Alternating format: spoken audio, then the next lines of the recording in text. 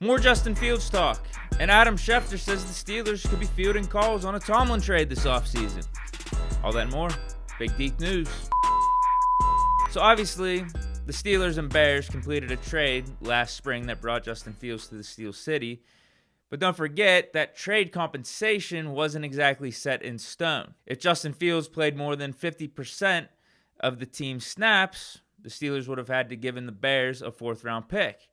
But if he played less than 50% of the snaps, it would only be a sixth-rounder. And now that the regular season is over, Justin Fields' total snap percentage for the season, 36%. So officially, we traded a sixth-round pick to the Bears for Justin Fields. And throughout Fields' tenure here, thus far, he's helped us achieve a 4-2 record in his 6 starts while Russ was hurt at the beginning of the season. And then don't forget, he also helped us win a couple other games too in late game situation packages. This just makes Omar Khan's Bears trade resume look that much better. Go back to 2022. Chase Claypool for a second-round pick. That second-round pick was the first second-round pick in that draft, in that 2023 draft. 32 overall, essentially a first-round pick, which turned into Joey Porter Jr. Now, it's official, sixth-rounder for Justin Fields. I'll take it. And add to the fact that the Bears, in their first season without Fields, ended up finishing with a worse record. They said, Fields, you're not our guy anymore. We need to get Caleb Williams with the number 1 overall pick. He's the future. He's the franchise. They end up being worse. And then on the flip side, with the Steelers, we bring in Fields, and he does some stuff, and he may end up being the answer long term. I think he proved enough in the playing time that he did get that he's an intriguing prospect for us 2025 and beyond. The good part about that is Fields said he would be open to returning. He actually would prefer re-signing in Pittsburgh. Just a couple days ago, Fields talked with Kevin Gorman of the Tribune-Review, and here's what he had to say. I want to be here. I'm kind of tired of learning a new offense every year, and this will be my 3rd in 4 years. Of course, I'd love to be back, but that's all up to God at the end of the day. I'll be where God wants me to be. Watching from the sideline, I think I learned a lot in that time. Changes your perspective. Of course, I'd like to be out there on the field, but I think I'll look back on this year one day, and it'll all be because of a reason. I'm just trying to take it day by day, learn, and get better. It was for sure a season of growth in every way. You name it. Developing footwork, getting smarter, learning different defenses, different schematics, and stuff like that. Coach T is helping me a lot with that. I definitely got better from last year. But Fields believes he hasn't really shown what he could do for the Steelers or in the NFL as a starting quarterback. He goes on to say, the best is not close.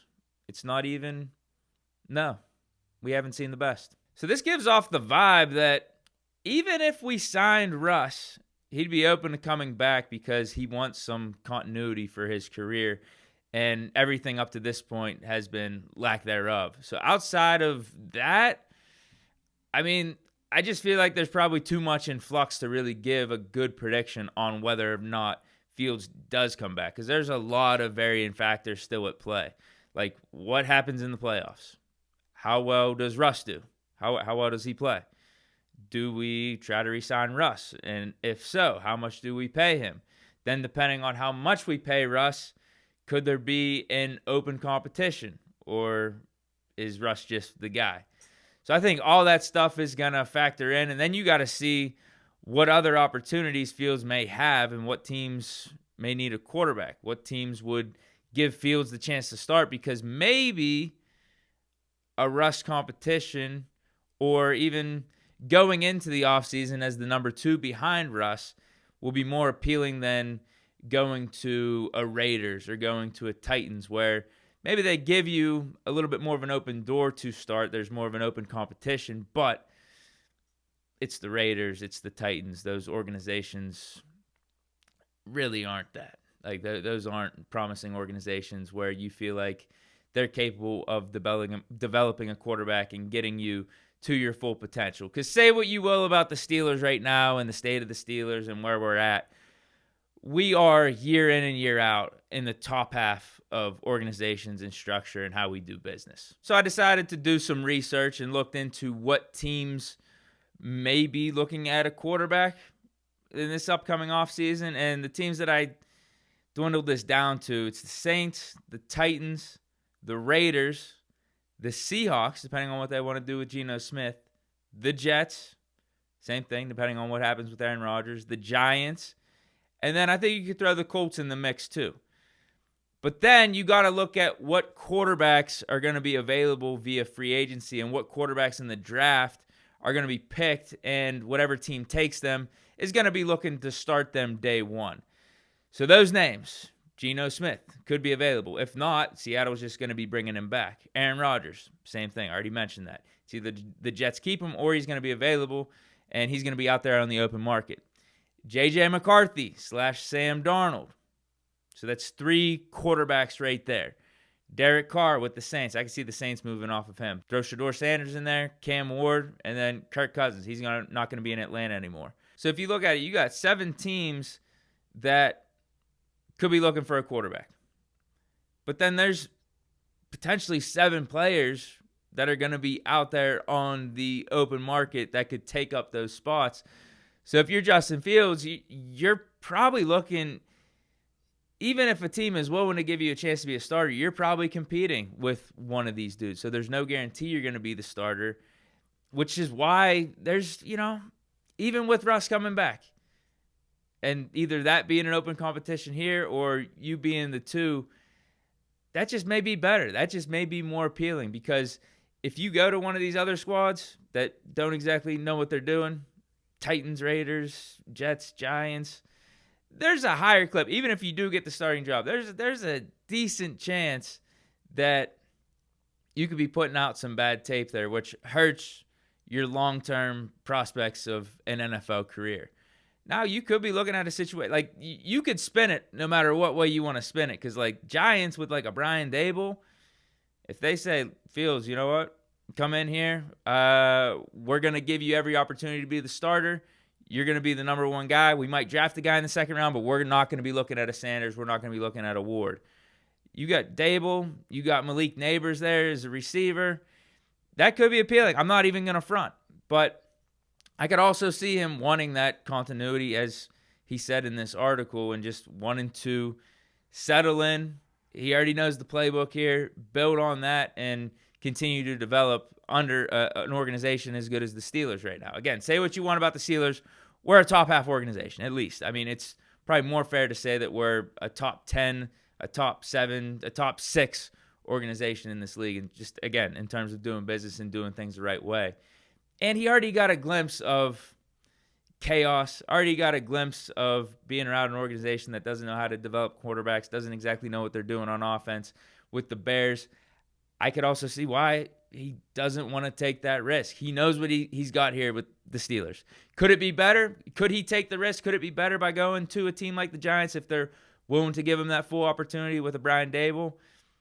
Sure, but I don't even think there's a guarantee that a team like the Giants or any of these teams that are looking for a quarterback is going to be willing to say, Fields, you got the number 1 chance here. We're going to be giving you the opportunity to start.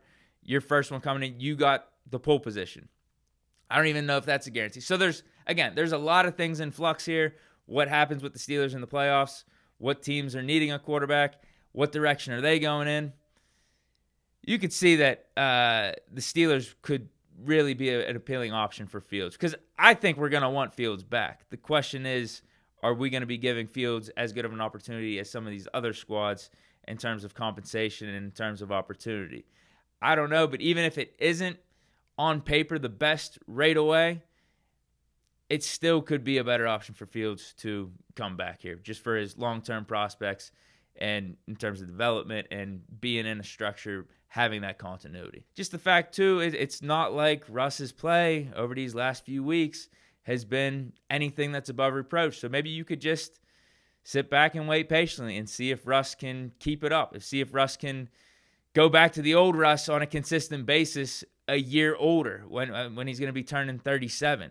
And then you got to think, too, the older you get as a player, the chances of injury go up. We saw this year with Russ and the calf. So, like, coming back here, bro, like, I agree with him. Like, even if Russ is back, I think it's still could be a more optimal situation than going to another team. Now, if the Steelers decide to move off of Russ and say, Fields, we're going to take a chance on you, give you like a Darnold prove-it type of deal, then I think the Steelers are the best opportunity for Fields. No other question. Now, the caveat is, depending on what we do in the playoffs, is Arthur Smith back or some of these offensive coaches back? So maybe there wouldn't be as much continuity. But we know Tomlin's going to be back. There's no way Tomlin's going to be gone. I would bet good money on it.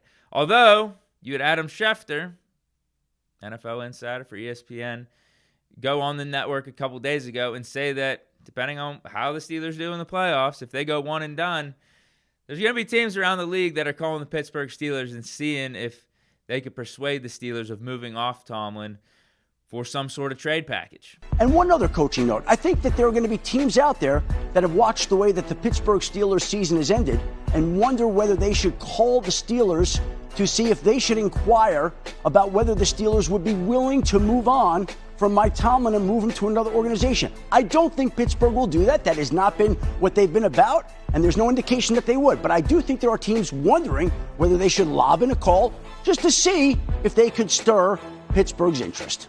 To be clear, that would be in a trade scenario involving Correct. Mike Tomlin. Fascinating. But I don't think obviously. Pittsburgh does it. So just like the Field situation, we still got to see what happens in the playoffs. I know things are looking bleak right now. 0-4 the last 4 games. Looks like we're reverting back on offense.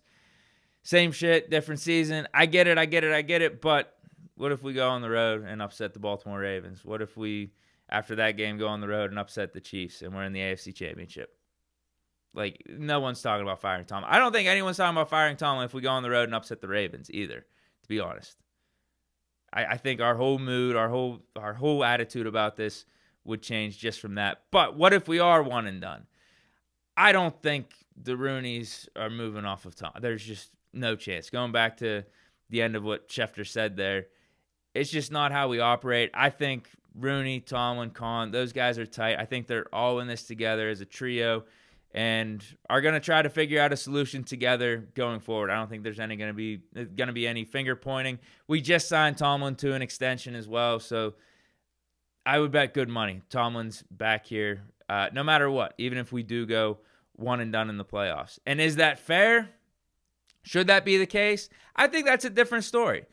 If we're one and done in the playoffs and it's us losing 42-17 or something like that and we look incompetent, we look like we were completely outclassed and like we didn't belong, like we have in different moments throughout the playoffs over the last 10 years, then I think it's a fair criticism, or I think it would be a fair thing to say everything's run its course with Tomlin. Things have gotten stale here. I think it's going to be better for both sides to move their separate ways. And if that's the case, then instead of firing Tomlin, there are teams that would want Mike Tomlin as their head coach, no doubt about it. So maybe get a couple first-round picks or something like that. Like, that would be the smart way to go about it. If we are going to move off Tomlin, yes, trade him to, like, the Raiders, get a couple first-round picks. John Gruden, back in the day, whenever he was on the Raiders in 2002, fetched 2 first-round picks from Tampa Bay, a 2002 and a 2003 first-round pick,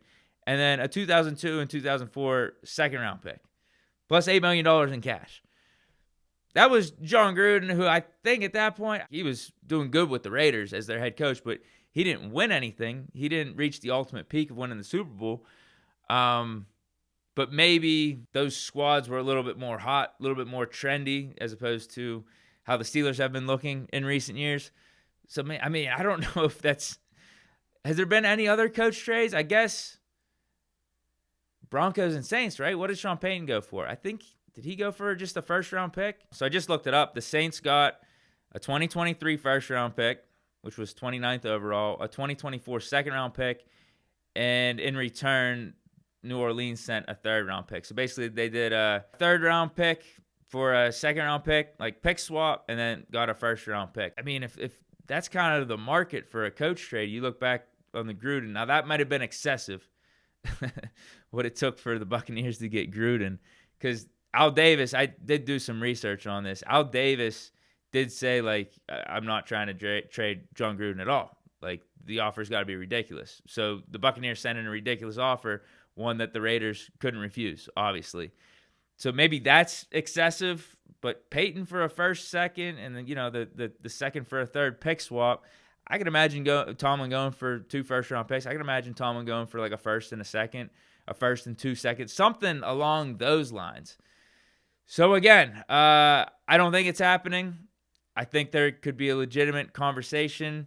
I think there'd be a fair assessment to make on moving off of Tomlin if we go one and done after this year. We talked about that in the post-game stream. But, I don't think it's happening. And could that be the right decision as well, too? Yes, because I do think Tomlin is a good head coach, Hall of Fame head coach. And if you wanted to give him another opportunity to right the ship, go for it.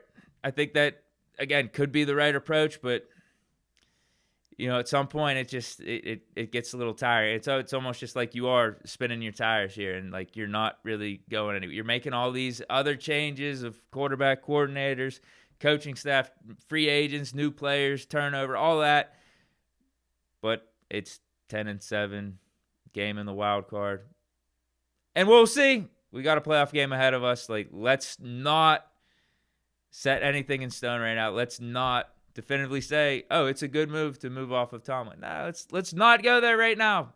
Let's not do that because we still have a game ahead of us, and I think we very well could beat this Baltimore team.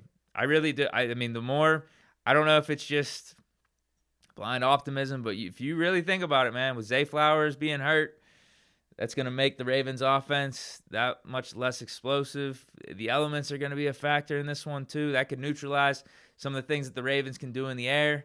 Lamar Jackson throwing the ball. Hey, man, watch out. But that's it for today's show. Let me know your thoughts on Fields potentially returning. The Steelers maybe trading Mike Tomlin, fielding some calls for Mike Tomlin this offseason. If you're going to move off him, yes. Like, get a couple first-round picks. And then I guess you could hire like a Mike Vrabel or a Brian Flores or something like that. But if you want to stay with Mike Tomlin, depends on how it looks a little bit too. I think that's going to sway my opinion or make things a little bit more clear. If we're incompetent, we're completely outclassed, I think that makes it a little bit easier or makes it more justified to move off from Tomlin, as opposed to if it kind of looks like this Bengals game where it's back and forth and you got dudes just not doing their assignments or guys on offense not catching the ball, then I don't know. I'm less apt to be moving off of Tomlin. Maybe I'd give him another year. But that's it for today's show. Let me know your thoughts. Fields coming back, Tomlin, trade opportunities, that type of stuff. Stay chilling. Peace.